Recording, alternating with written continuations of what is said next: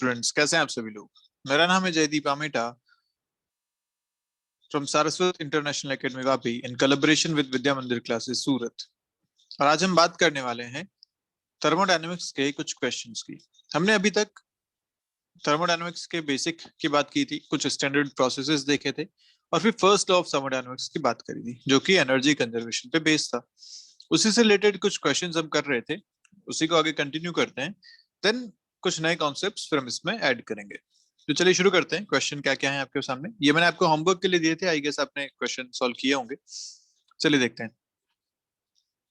The internal energy of a monoatomic ideal gas is 1.5 nRT। यहाँ दे दिया internal energy already, U given है 1.5 nRT के बराबर। 1 mole of helium is kept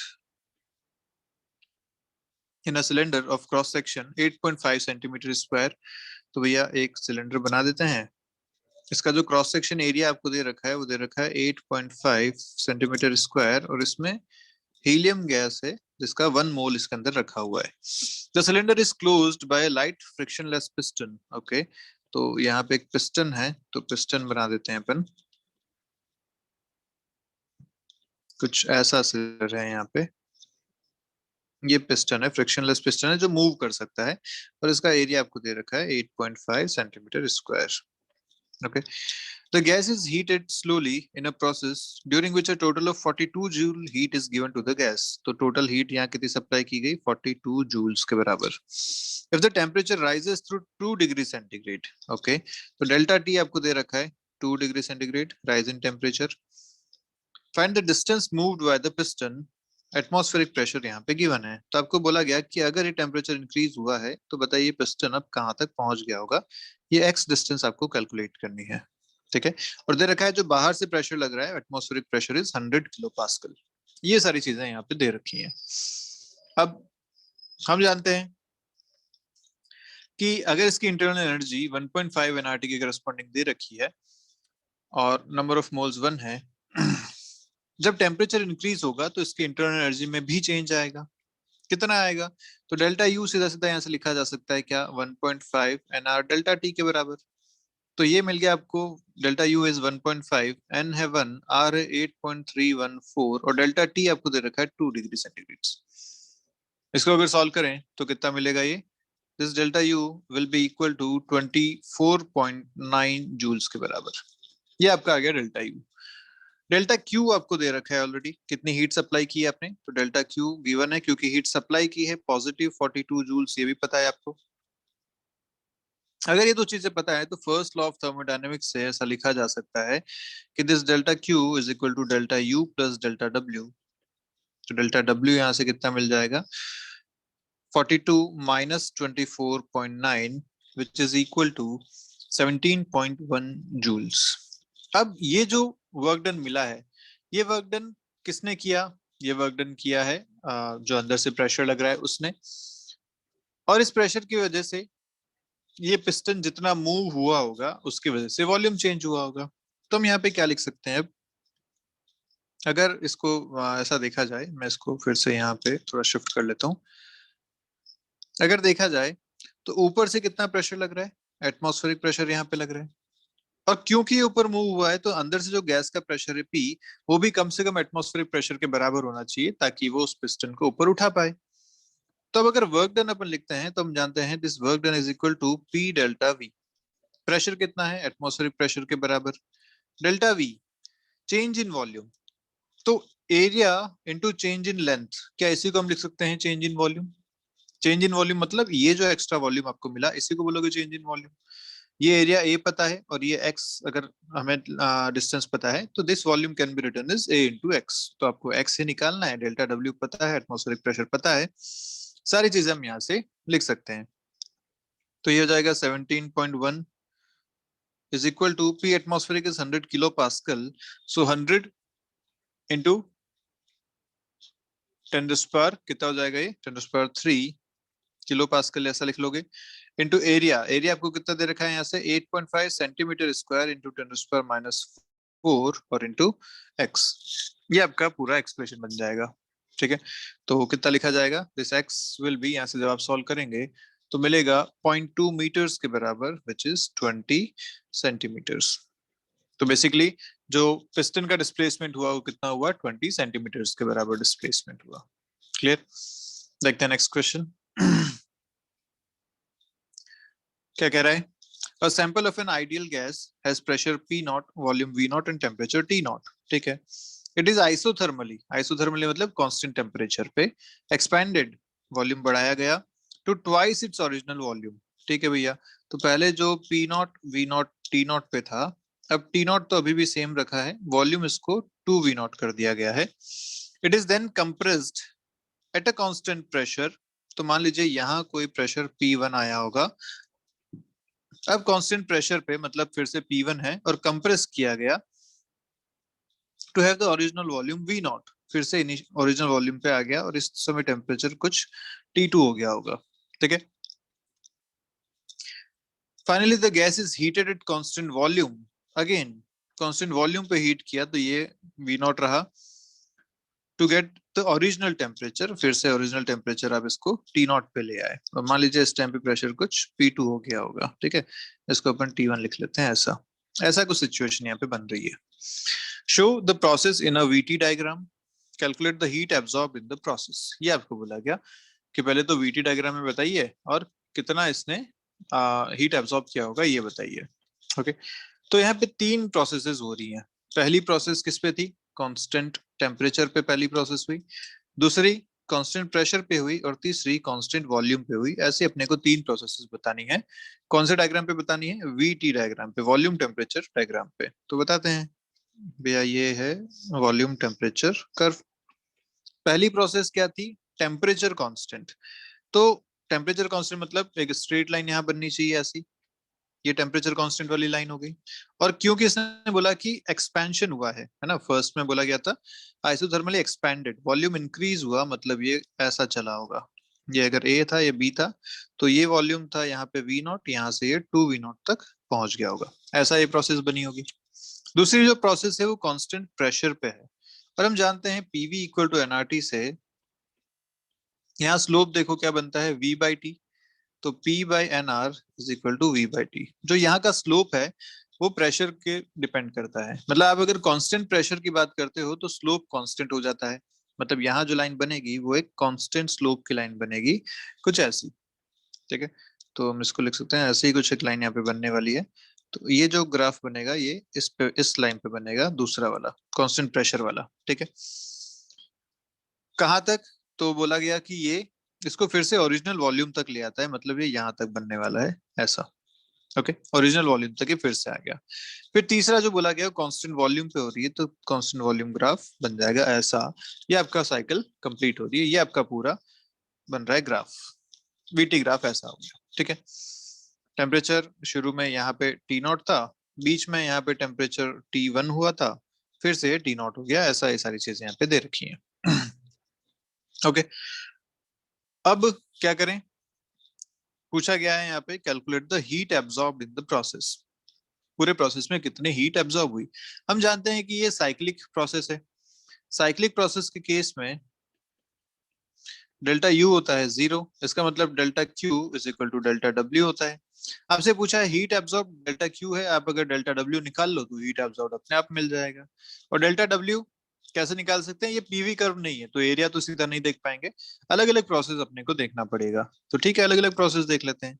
तो net work done is equal to work done from A to B plus work done from B to C plus work done from C to A। ये हो जाएगा total work done. A to B isothermal process, क्या लिखते थे work done? Remember nRT, T इज T naught यहाँ पे, ln V final minus V initial, ये लिखा जाता था। फाइनल यहाँ पे 2V नॉट है, इनिशियल V नॉट है, ये हो गया। B से C, ये कैसा प्रोसेस है? कांस्टेंट प्रेशर प्रोसेस है। प्रेशर यहाँ पे दे रखा है आपको कितना, शुरू में P नॉट था, फिर P1 हो गया प्रेशर, है ना? तो प्रेशर अपने को यूज करना पड़ेगा यहाँ पे P1, P1 into delta V। Delta V कितना है? V not minus 2V not, this is delta V। यहाँ पे कंप्रेशन हुआ है यहाँ से यहाँ तक आने के लिए, देखिए final volume is V naught, initial volume is 2V naught, और प्रेशर यहाँ पे था P1। क्योंकि इस टाइम पे P naught V naught T naught दे रखा था, फिर प्रेशर चेंज हो गया था P1 पे, वॉल्यूम हो गया था 2V नॉट पे, और टेम्परेचर हो गया था सेम T नॉट। तो अब ये P1 प्रेशर यहाँ पे चल रहा है, इसको अपन यहाँ लिखेंगे ऐसा। अब ये P1 अपने को कैलकुलेट करना पड़ेगा अगर अपने को ये फाइनल वर्क डन निकालना है तो। अब ये P1 कैसे निकालें? तो आसान सी बात है, पीवी इक्वल टू एनआरटी अपन यूज करते हैं इन दो पोजीशंस पे, एक यहाँ पे एक यहाँ पे। ठीक है, याद कीजिए जब कांस्टेंट टेम्परेचर की अपन ने बात की थी ना, for constant temperature processes, isothermal processes, आपने क्या लिखा था, PV is equal to NRT, और यहाँ से आपने लिखा था पीवी इक्वल टू कांस्टेंट, क्योंकि टेम्परेचर कांस्टेंट था। या ऐसा लिखा जा सकता है कि P1 V1 equal to P2 V2। तो ये ए और बी पे मैं अप्लाई करता हूँ। ए पे जो प्रेशर दे रखा है P नॉट है, वॉल्यूम V नॉट है। यहाँ पे प्रेशर अपने को कैलकुलेट करना है, तो विच इज P1, और वॉल्यूम वहां पे है 2V नॉट। तो यहाँ से एक बात समझ में आती है कि जो प्रेशर आएगा वो कितना आएगा, P नॉट बाई 2 के बराबर। इसको अपन यहाँ यूज कर लेते हैं। तो यहाँ पे आप जो वर्क डन लिख रहे थे वो हो जाएगा nRT0 ln2 plus P1 is P0/2, और ये आ जाएगा माइनस P0। ऐसा बन गया। ये जो nRT0 है, इसको अपन अब ध्यान से देखिए, nRT0 को P0V0 लिखा जा सकता है। तो this delta W is equal to P0V0 ln2 minus P0V0/2। Solve कर लें तो P0V0 कॉमन आ गया, इधर से आएगा ln2 which is 0.693 minus half which is 0.5. So final answer is 0.193 P naught V naught. This is delta W and so this is delta Q. ये आपका final answer हो जाएगा। क्लियर है बात अच्छे से? चलिए देखते हैं नेक्स्ट क्वेश्चन क्या कह रहा है।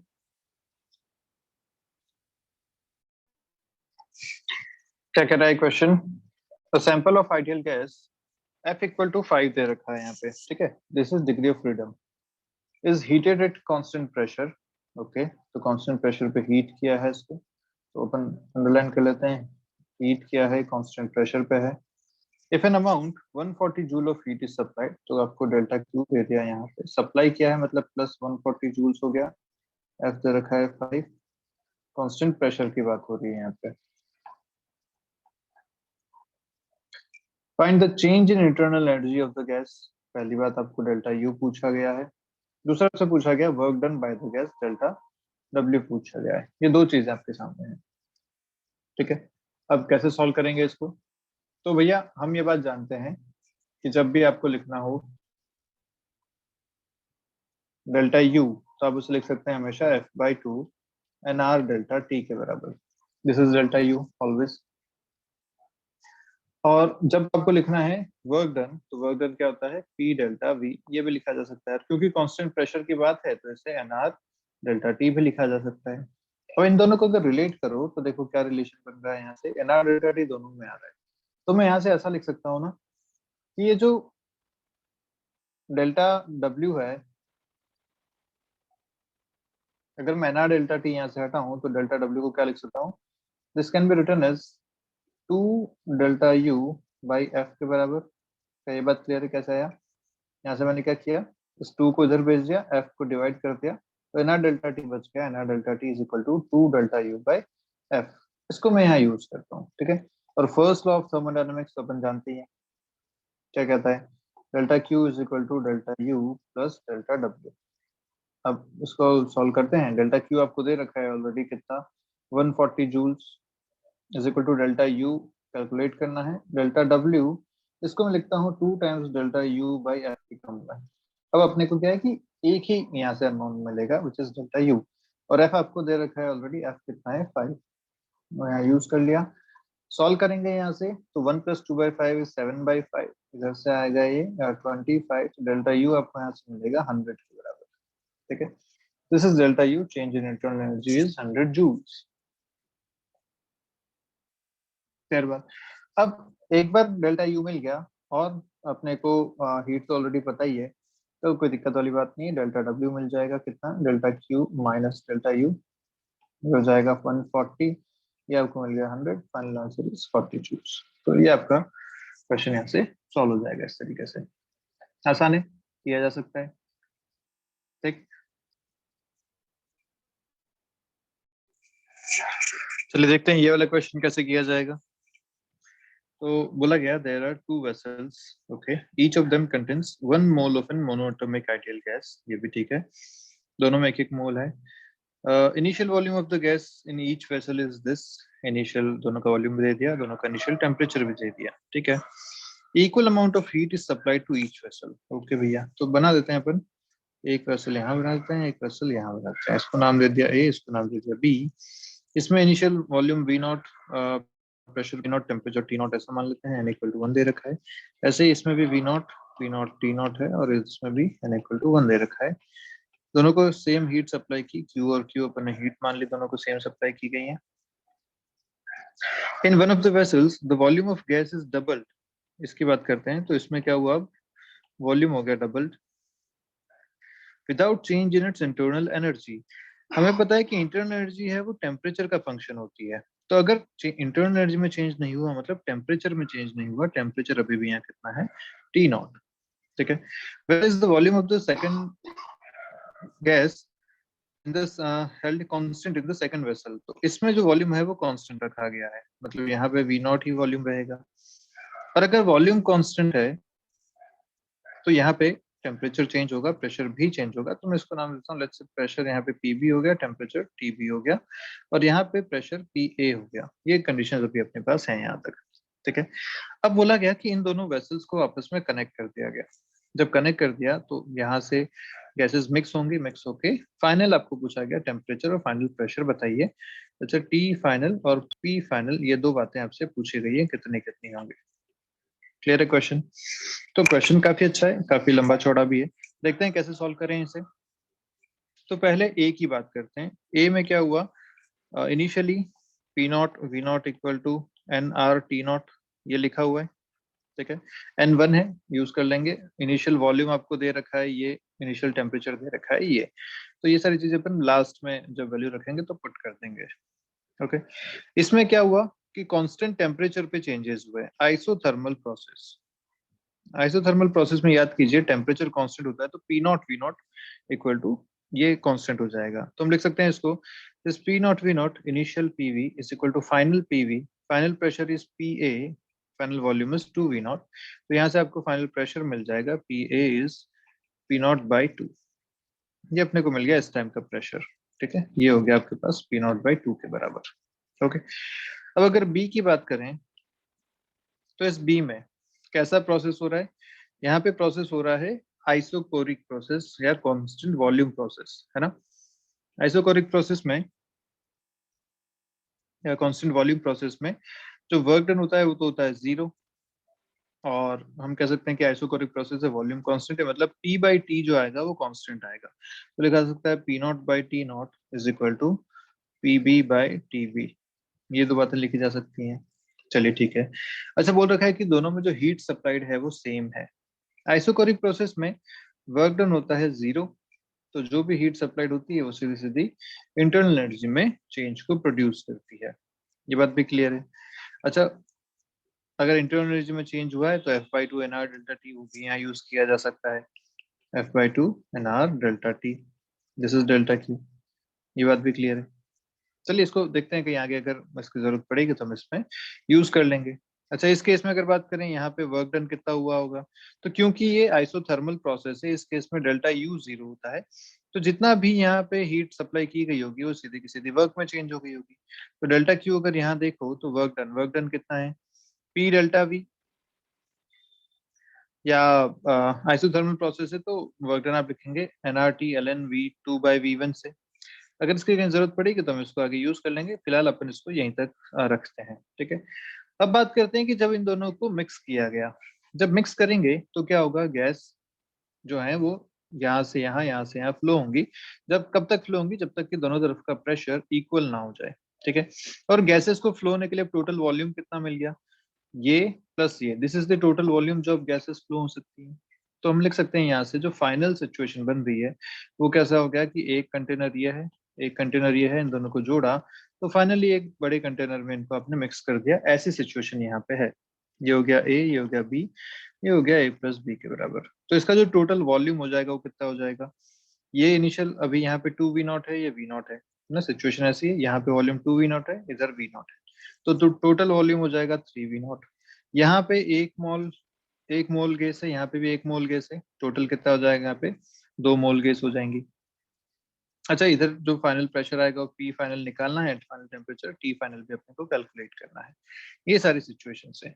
इनको सॉल्व करने का तरीका हमेशा ध्यान रखिए, जब भी मिक्सचर को सॉल्व करने का तरीका हो, आपको हमेशा नंबर ऑफ मोल्स इक्वल करने होते हैं, ठीक है, क्योंकि क्वांटिटी सेम रहने वाली है, गैसेस कहीं भाग के नहीं जा रही। तो N1 + N2 इक्वल टू ये हमें लिखना है, और PV इक्वल टू NRT से आप लिख सकते हैं सीधा सीधा N is equal to PV/RT, ये लिखा जा सकता है। तो मैं यहाँ लिखूंगा दिस इज, या NaNb कर दूं इसे, NaNb, तो PAVA/RTA ऐसा लिखा जाएगा, plus PBVB/RPB is equal to final P final V final final, ऐसा हम इसको लिख सकते हैं, ठीक। अब PA/VA देखो कितना कितना प्रेशर और वॉल्यूम यहाँ पे था, तो यहाँ पे प्रेशर आपने कैलकुलेट किया था P0/2, वॉल्यूम निकाला था 2V0, तो इसे लिखा जा सकता है P0/2 into 2V0 divided by, यहाँ का टेम्परेचर कांस्टेंट था, कांस्टेंट टेम्परेचर पे प्रोसेस हुई थी, तो जो T0 टेम्परेचर यहाँ पे था वो टेम्परेचर यहाँ भी था। ये अपन ने सारी चीजें यहाँ पर लिख ली ए के लिए। अब बात करते हैं बी के लिए। बी के केस में फाइनल प्रेशर पीबी है, टेम्परेचर टीबी है, और इन दोनों का रेशियो अपने को पता है PB/TB इज P0/T0, तो यहाँ पे भी रेशियो ही दे रखा है, PB/TB इज P0/T0। VB अगर देखें, final volume is V0 divided by R, ये यहाँ पे बन गया। फाइनल प्रेशर अपने को कैलकुलेट करना है, फाइनल वॉल्यूम अब 3V0 हो चुका है, और अगर यहाँ पे बात की जाए R और T फाइनल भी अपने को कैलकुलेट करना है। अब देखिए इस पूरी इक्वेशन से आपको P फाइनल और T फाइनल की इक्वेशन मिल रही है, सॉल्व करेंगे जरा सा, तो ये R सब जगह से कैंसिल हो गए, सब जगह से V0 भी कैंसिल हो गया, यहाँ बचा है आपके पास P0/T0, इधर से भी बचता है P0/T0 is equal to 3 times P final final, ये बच गया आपके पास, ठीक है। तो लिखा सकता है P final final is equal to 2/3 P0/T0, तो एक इक्वेशन तो आपके पास बन गई है, ओके। दूसरी इक्वेशन अपन बना सकते हैं, जो फाइनल कंटेनर बना उसके अंदर PV इक्वल टू NRT, तो P final V final equal to N final RT final, ऐसा लिखा जा सकता है। P फाइनल कैलकुलेट करना है, V final is 3V0, N final is 2 R into T final, ये आपके पास सिचुएशन होगी। दो इक्वेशंस है आपके पास, दो अननोन, आप यहाँ से इसको फाइनली सॉल्व करेंगे। क्लियर है बात अच्छे से? चलिए आगे बढ़ते हैं, बात करते हैं इस क्वेश्चन की, ये क्या कहना चाह रहे हैं। N moles of a diatomic gas has undergone a cyclic process ABC, दिखा रखा है यहाँ पे, डायटोमिक गैस है, 1 N moles है। Temperature at A is T0, यहाँ का टेम्परेचर दे दिया T0, प्रेशर दे रखा है P0, वॉल्यूम V0 है, यहाँ पे 2P0 और यहाँ पे V है। फाइंड वॉल्यूम एट C, आपको V कैलकुलेट करना है। मैक्सिमम टेम्परेचर कितना होगा, टोटल हीट कितनी दी गई गैस को, heat rejected by the gas, और एफिशिएंसी, ये चीजें आपसे पूछी गई हैं। अब कैसे सॉल्व करें इस क्वेश्चन को, तो सीधा सा बात है कि भैया जब साइक्लिक प्रोसेस होता है, तो अगर टोटल चीजें दी हुई होती कि भाई कितना वर्क कर रहे हैं, कितनी हीट दे रहे हैं, तो हम जानते हैं कि डेल्टा U 0 होता है, उस केस में हम चीजें रिलेट कर लेते हैं, लेकिन यहाँ पूरे प्रोसेस के लिए कुछ भी गिवन नहीं है, ठीक है। और यहाँ पे अगर आप वर्क डन भी देखो तो आप एरिया देख लोगे, क्योंकि PV ग्राफ है, एरिया देख सकते हैं इसका, लेकिन ये V अननोन है, तो हम सीधा वर्क डन भी नहीं लिख पाएंगे यहाँ से। तो क्या करें, अलग अलग प्रोसेस को लेके चलते हैं, ठीक है। तो पहले प्रोसेस आप मान लीजिए A से B वाला आप देख लेते हैं, ठीक है। यहाँ पहले अपन बात करते हैं कि किसी तरीके से अपन इस वॉल्यूम को निकाल पाए, तो वॉल्यूम कैसे कैलकुलेट कर सकते हैं इस बारे में बात करते हैं सबसे पहले। अब इसको निकालने का तरीका ये हो सकता है कि हम पहले ये वाली प्रोसेस देखते हैं, C से A वाली, क्योंकि ये कांस्टेंट स्लोप वाली प्रोसेस यहाँ पे बन रही है, PV ग्राफ है, तो हम जानते हैं कि भैया जब PV इक्वल टू NRT लिखा जाता है, और यहाँ स्लोप देखो तो स्लोप आ रहा है पी और वी के हिसाब से। अगर ये कांस्टेंट है तो वो कब पॉसिबल है, जब ये कांस्टेंट टेम्परेचर बन जाए। या आप इसको ऐसा भी मान सकते हैं कि सिमिलर ट्रायंगल्स अगर देखें तो ये दो जो ट्रायंगल बन रहे हैं, एक ये वाला बड़ा ट्रायंगल और एक ये छोटा ट्रायंगल, ये दोनों सिमिलर ट्रायंगल्स हैं, है ना। ट्रायंगल अगर लिखूं मैं, ये पॉइंट ओ ले लो, तो triangle O A V naught and triangle O C V, ये दोनों सिमिलर ट्रायंगल्स हैं। इसके हिसाब से अगर लिखा जाएगा तो सीधा सीधा लिख सकते हैं P naught by V naught is equal to two P naught by V. ऐसे वी आपके पास आ गया टू वी नॉट के बराबर, तो वॉल्यूम आपको मिल गया टू वी नॉट। ठीक है, तो एक चीज तो क्लियर हो गई, volume at C is two V naught, ये खत्म। अगर दूसरा बात करें तो मैक्सिमम टेम्परेचर, हम जानते हैं कि जहां प्रेशर वॉल्यूम मैक्सिमम होंगे वहां टेम्परेचर भी मैक्सिमम होगा। अगर ऐसा है तो अपन प्रोसेस देखते हैं ए से बी वाला। ओके, सबसे ज्यादा वॉल्यूम और प्रेशर कहाँ पे है, सी पॉइंट पे सबसे ज्यादा है, क्योंकि प्रेशर टू पी नॉट है, वॉल्यूम यहाँ पे अपन देखा टू वी नॉट है, तो at C temperature will be maximum, कितना हो जाएगा, so two P naught into two V naught is equal to N R T at C. तो T at C is equal to 4 times P naught V naught by N R, ये आ गया। और आपको दे रखा है कि temperature at A is T naught, तो अगर ए की बात करो तो ए पे प्रेशर है पी नॉट, वॉल्यूम है वी नॉट, और टेम्परेचर बोल रखा था टी नॉट है, तो यहाँ से लिखा जा सकता है this T naught is equal to P naught V naught by N R. और यही अपने को यहाँ मिल रहा था P naught V naught by N R, तो इसे लिखा जा सकता है 4 टाइम्स टी नॉट। तो this is the maximum temperature जो आपको सी पॉइंट पे मिलेगा। ठीक है, 4 टी नॉट के बराबर। ओके, ये हो गया। तीसरी बात करते हैं, total heat given to the gas. Total heat तो हम जानते हैं साइक्लिक प्रोसेस है, साइक्लिक प्रोसेस में डेल्टा यू होता है 0, तो जितना वर्क डन होगा वही यहाँ पे टोटल हीट होगी। वर्क डन अपन निकाल सकते हैं, पीवी ग्राफ है, एक work done will be area enclosed, तो ये कितना आ जाएगा, this will be half into P naught into V naught, तो ये आपका आंसर आ गया। This is the heat given, this is the also work done is equal to this, तो ये भी क्लियर हो गया। Third, total heat given to the gas, ये मिल गया। फोर्थ बात करी है, क्या यहाँ पे हीट रिजेक्ट हुई है, और अगर रिजेक्ट हुई है तो कितनी हुई है, ये वाली बात आपसे यहाँ पे पूछी गई। ठीक है, अब अगर इस प्रोसेस की बात करूं सी टू ए वाली प्रोसेस, तो इसमें देखो कंप्रेशन हो रहा है, कंप्रेशन हो रहा है मतलब वर्क डन जो है वो नेगेटिव है। ठीक है, यहाँ पे टेम्परेचर भी कम हो रहा है, मतलब डेल्टा यू भी नेगेटिव है, और अगर ऐसा है तो यहाँ पे डेल्टा क्यू भी नेगेटिव आना चाहिए। तो for process C A, for C2A, since delta W is negative, delta U is also negative, इसका मतलब delta Q is also negative।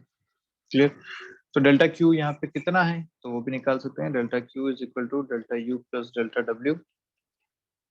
अभी जो CA प्रोसेस है इसके लिए अपने को चीजें लिखनी है, कैसे लिखी जा सकती हैं।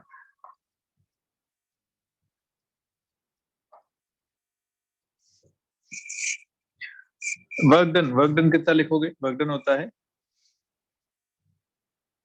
P डेल्टा V के बराबर। ठीक है, तो अगर वर्क डन लिखना है मुझे C से A तक का, यहाँ से यहाँ तक का, तो मैं क्या कर सकता हूँ, इस प्रोसेस के लिए work done is equal to, क्योंकि ये पीवी ग्राफ है तो work done is equal to area under curve, तो ये वाला जो एरिया बनेगा ये इसके लिए वर्क डन हो जाएगा। तो एरिया कितना लिख सकते हैं, एक ट्रेपेजॉइडल बन रहा है, इसका एरिया इज इक्वल टू, पहले मैं वर्क लिख रहा हूँ तो वर्क कितना लिख लेता हूँ। हाँ, वर्क नेगेटिव है, कितना है, ट्रेपेजॉइडल का एरिया क्या होता है, half into sum of parallel sides into distance between them, ऐसा होता है ना। तो लिखा जाएगा half into P naught plus two P naught multiplied by distance between them is V naught, तो ये हो जाएगा वर्क डन। पहले लिख लेते हैं इसको, मैं ऐसा लिख लेता हूँ ताकि कंफ्यूजन ना हो। तो वर्क डन अपन लिख रहे हैं minus half P naught plus two P naught into V naught. ठीक है, अब लिखना है चेंज इन इंटरनल एनर्जी, वो कितना होता है यहाँ पे एन आर डेल्टा टी, तो हो जाएगा माइनस यहाँ पे, sorry F by two N R delta T, diatomic gas है, एफ होता है 5, तो चेंज इन इंटरनल लिखा जाएगा 5/2 एन आर डेल्टा टी। ठीक है। और डेल्टा टी कहाँ से कहाँ तक आ रहे हो, सी से ए तक, तो T A minus T C ये आ जाएगा डेल्टा टी। क्लियर। इसको थोड़ा सॉल्व करते हैं तो डेल्टा क्यू यहाँ से जो आपको मिल रहा है वो मिल रहा है -12 P naught plus 2 P naught is 3 P naught into V naught minus, इधर से अगर देखें तो F/2 N R delta T, तो एन आर टेम्परेचर की जगह अगर लिखा जाए तो अपन ने टेम्परेचर कैलकुलेट किया ही हुआ है, टी ए था टी नॉट और ये टी सी था आपके पास 4 टी नॉट, यहाँ से मिल रहा है 15/2। ठीक है। जब आप फाइनली सॉल्व करेंगे तो आंसर मिलेगा आपको, इधर से 3/2 है, 15/2 है, answer will be -9 P naught V naught के बराबर, ये आपका आंसर आ जाएगा। एन आर टी नॉट को आप पी नॉट वी नॉट लिख सकते हैं, वहां से आपका ये आंसर आ जाएगा। This is heat rejected. Clear. 9 P naught V naught के बराबर। आपसे लास्ट जो चीज यहाँ पूछी गई वो पूछी गई फाइंड आउट एफिशिएंसी। एफिशिएंसी जो होती है ना, उसका फॉर्मूला आप लिख लीजिए, अभी तक अपने का लिखा नहीं था। एफिशिएंसी इज इक्वल टू, आप कितना वर्क आपको यहाँ से मिला, work done by the gas divided by कितनी हीट आपको यहाँ पे सप्लाई करनी पड़ी, हीट सप्लाइड या हीट इंजेक्टेड, कितनी हीट आपने सिस्टम को दी, इसे बोलते हैं एफिशिएंसी। कि कितनी हीट देने पे कितना आपको वर्क आउटपुट मिला, ये जो रेशियो है ये कहलाता है एफिशिएंसी। ओके। अब एफिशिएंसी आपको निकालनी है तो पहले वर्क डन देखना पड़ेगा, वर्क डन आप देख ही चुके हो, half P naught V naught था। अब हीट सप्लाइड, हीट कहाँ कहाँ सप्लाइड हुई, तो एक तो यहाँ पे हीट सप्लाई हुई यहाँ से यहाँ तक, दूसरी हीट यहाँ से यहाँ तक सप्लाई हुई। ये जो प्रोसेस है कांस्टेंट वॉल्यूम प्रोसेस है। इसके लिए हीट सप्लाई कैसे देखा जाएगा, जितना चेंज इन इंटरनल एनर्जी है उतना हीट सप्लाई यहाँ पे मिल जाएगा। ये कांस्टेंट प्रेशर प्रोसेस है, इसमें हीट सप्लाई देखना है तो फिर से आपको देखना पड़ेगा F/2 N R delta T के हिसाब से, sorry not F/2 N R delta T, this will be work done के हिसाब से आपको ये देखना पड़ेगा। तो ये फिर से एक ऑल टुगेदर पूरा नया प्रोसेस आ रहा है। इसको मैं आपको एक आइडिया दे देता हूँ, पूरा सॉल्व नहीं करूंगा मैं यहाँ पे। जब आप बात कर रहे हैं कांस्टेंट वॉल्यूम की, कांस्टेंट वॉल्यूम में डेल्टा डब्ल्यू होता है 0, तो सीधा लिखा जा सकता है delta Q will be equal to delta U, और ये होता है एन आर डेल्टा टी के बराबर। तो टेम्परेचर आप निकालिए, वहां से आप एन आर डेल्टा टी लिख सकते हैं। जब कांस्टेंट प्रेशर की बात आती है तो कांस्टेंट प्रेशर के केस में delta Q is equal to delta U plus delta W, ये होता है। डेल्टा यू लिखा जा सकता है F/2 N R delta T से, ये तो आप लिख सकते हैं, और डेल्टा डब्ल्यू ये कैसे लिखा सकता है, पी डेल्टा वी से। तो इस तरीके से आपको इसको पूरा सॉल्व करना पड़ेगा। फाइनली आप जब अपना एक्सप्रेशन निकालेंगे तो जो टोटल हीट सप्लाइड आएगी वो इन दोनों का सम आएगी, that will be equal to, इस क्वेश्चन के लिए 19/2 पी नॉट वी नॉट आएगा। जब आप एफिशिएंसी कैलकुलेट करेंगे तो वो आएगा 100/19% के बराबर। ठीक है। This will be the final efficiency. इस तरीके से पूरा क्वेश्चन सॉल्व हो पाएगा। चलिए आगे बढ़ते हैं।